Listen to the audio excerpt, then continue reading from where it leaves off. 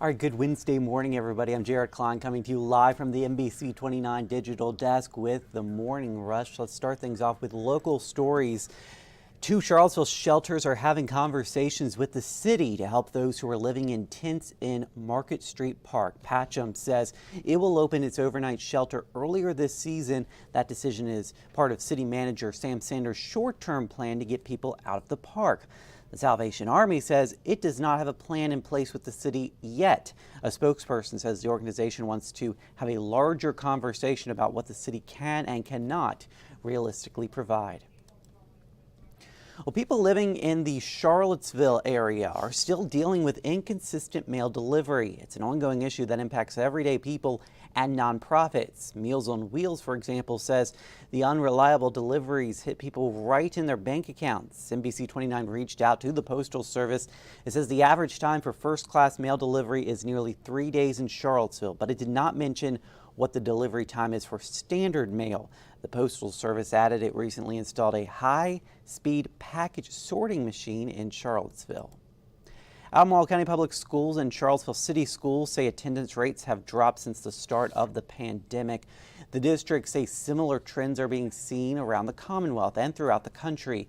Both divisions are now working on ways to increase attendance. One way is by creating a task force. Both divisions say it takes a village to get attendance rates back to where they need to be, while reaffirming the importance of education. And if you are an apple lover and fond of fall, you probably already know this, but apple season is officially here. Carter Mountain Orchard says now is the time for donuts, cider, and even some apple pie. You can pick your own apples or buy a pack that's ready to go. The orchard is open every day, 9 to 6. You can pick your own apples again, and that is at Carter Mountain. If so good. You get to them before I get to them. Yeah, they look really good. Well, speaking of apples, an apple a day keeps the doctor away, right? Well, what about garlic? So there's a new research that a garlic clove a day might keep the doctor away.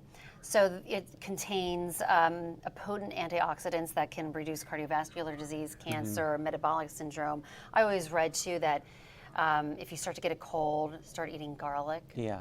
Yeah, so. Interesting. Yeah. It'll also keep people away from you. I was going to say, it's a good way to keep people away. Yeah.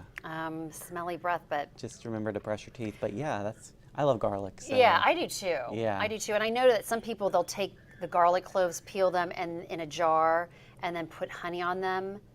And then when they're sick, they eat that. And it's like the honey and the garlic, and it's supposed to help you get over your cold. I've never heard of that. I'll have to try it next time. I know. I'm sick. Yeah. Nice. Okay. So this is interesting. So Chipotle is turning to robots to make those burrito bowls.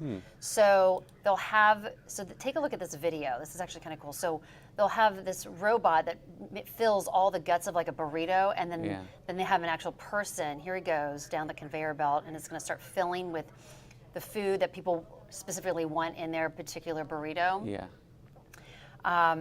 And this is being tested right now in Irvine, California, but they expect that this will be rolling out in restaurants in the coming months, starting in Southern California. But you just saw, like, it comes up, and she just dumps it into the tortilla and rolls it.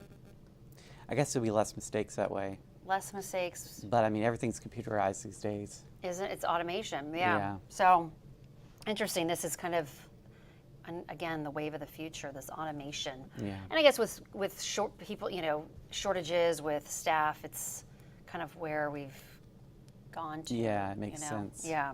So, pretty neat.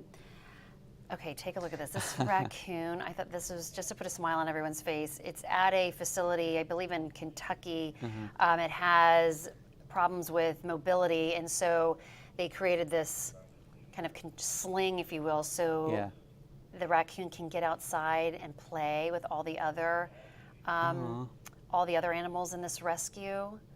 I mean, it's adorable. But look, it's just frolicking. It's called Boone. It's unable to walk. Cerebral hypoplasia is the condition. and just hopping around there, having a good old Yeah, I time. mean, that's a good idea so Boone doesn't have to spend all day inside. And just laying there. Just laying there, right. So it's kind of great when you can put your head together and minds and create something. Yeah. Bring some happiness. So it's Yeah. kind of cute. It's a great story to start our Wednesday out. Yes. All right, thank you, Jennifer. Let's take a look at that 7-day forecast. Another warm day out there with a high of 84. Feeling summer-like out there, but things will start to cool down by the end of the week. And then Saturday and Sunday, looking for things to really cool down. 62 is the high on Sunday, and we're looking for a rain chance to move in late Friday into Saturday, a shower chance rather, I should say. So we'll keep an eye on that, and download the Storm Team 29 weather app, and you can track radar, any storms, weather, showers coming your way. All right, thank you guys for joining us on the Morning Rush. We'll see you again on NBC 29 News at noon.